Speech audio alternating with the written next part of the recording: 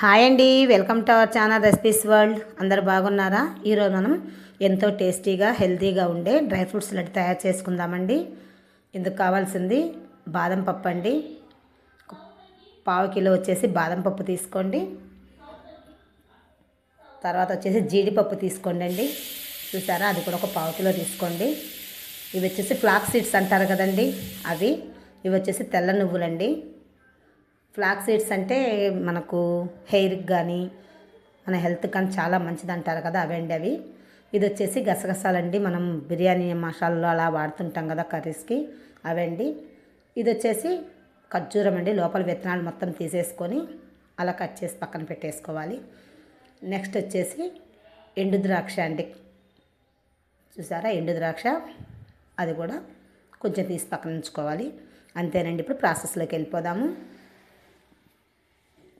Stove మీద బాండి పెట్టేసి అందులో బాదం పప్పు వేసేసి బాగా లో ఫ్లేమ్లో వేయించుకోవాలి. చూసారా, కొంచెం వేగా అనిపిస్తే చాలండి, ఎక్కువ వేగన అవసరం లేదు.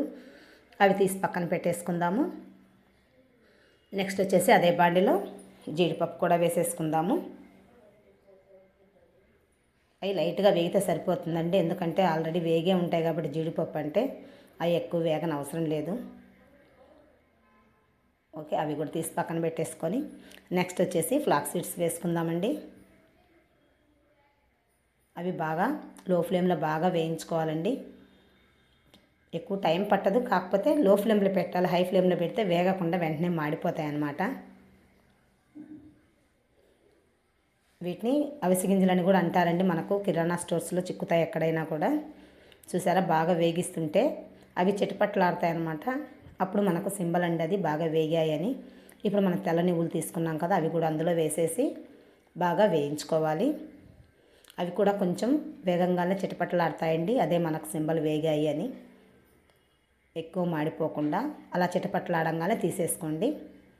ఓకే, అవి కూడా చిటపట్లాడాయి. చూసారా, ఇప్పుడు మనం ముందుగా గసగసాలు తీసి ఉంచుకున్నాం కదండి, అవి కూడా అందులో వేసేసుకొని ఒక 2 మినిట్స్ అలా వేయించేసుకొని పక్కన తీసేసుకుందామండి.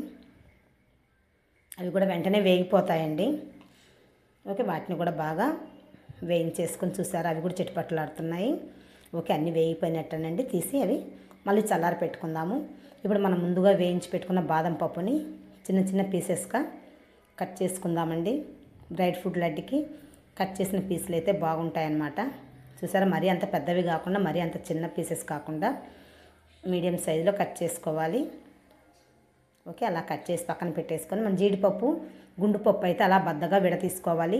లేదు బద్దపప్పు అయితే ఓకే, నేను గుండు పప్పు తీసుకున్నాను కాబట్టి కొంచెం అలా విడతీసాను. ఇప్పుడు నెక్స్ట్ వచ్చేసి స్టవ్ మీద బాండి పెట్టేసుకొని మనం ముందుగా ఇవి కట్ చేసి ఉంచుకున్న బాదం పప్పు జీడిపప్పు అన్నీ 1 బై 1 వేసుకొని లైట్గా మీడియం ఫ్లేమ్లో పెట్టేసి వేయించుకుంటూ ఇప్పుడు మనం పక్కన పెట్టుకున్నవన్నీ 1 బై 1గా వేసుకుంటూ బాగా కలుపుకోవాలండి.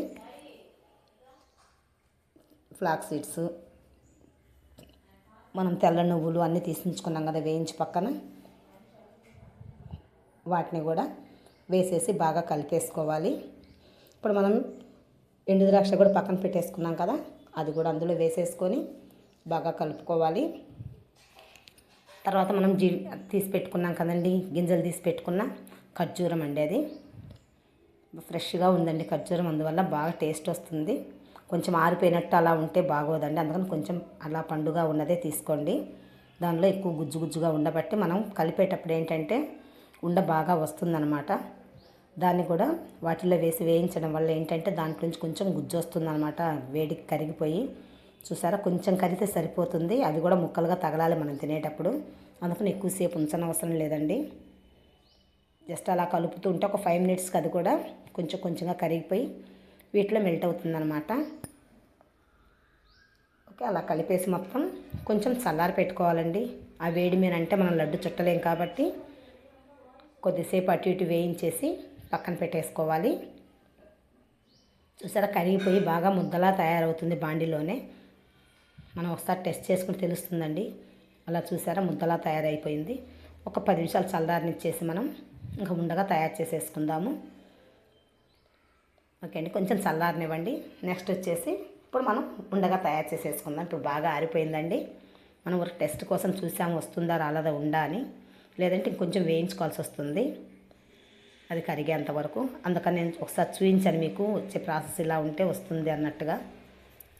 ఓకే, ఇప్పుడు బాగా చల్లారిపోయిందండి. ఇప్పుడు మనం కొంచెం కొంచెంగా తీసుకొని చుట్టుకోవాలండి. మన చేతికి ఆయిల్ అలా ఏం అవసరం లేదండి, నెయ్యి పూసుకునే అవసరం కూడా లేదు.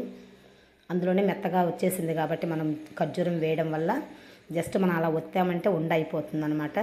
చూసారు ఎంత చక్కగా వచ్చేసిందో ఉండ. అలాగే మనం తీసించుకున్న డ్రై ఫ్రూట్స్ అవన్నీ తీసి ఉండగా తయారు చేసేసుకొని పక్కన పెట్టేసుకోవాలండి. ఇది చాలా హెల్దీ అండి. లేడీస్కి అయితే మరీ చాలా పనికొస్తుందండి. మోకాల నొప్పులకు కానీ ఒళ్ళు నొప్పులకు కానీ అలా ఏం లేకుండా ఉంటాయన్నమాట అవి వాడడం వల్ల. చిన్నపిల్లలకైతే ప్రోటీన్స్ చాలా ఉంటాయి కాబట్టి వీటిల్లో పిల్లలకు కూడా చాలా హెల్దీ అండి. ఓకే, అలాగ మొత్తం చేసి పెట్టుకొని ఒక 8 బాక్స్లో స్టోర్ చేసేసుకోవడమేనండి. చాలా హెల్దీ ఫుడ్ మనం ఇప్పుడు తయారు చేసుకున్నాం కదా, మీరు కూడా ఒకసారి ట్రై చేసి ఎలా వచ్చిందో కామెంట్లో చెప్పండి. ఓకే, ఈ వీడియో మీకు నచ్చినట్టయితే లైక్ చేయండి, షేర్ చేయండి, సబ్స్క్రైబ్ చేయండి. Thank you for watching.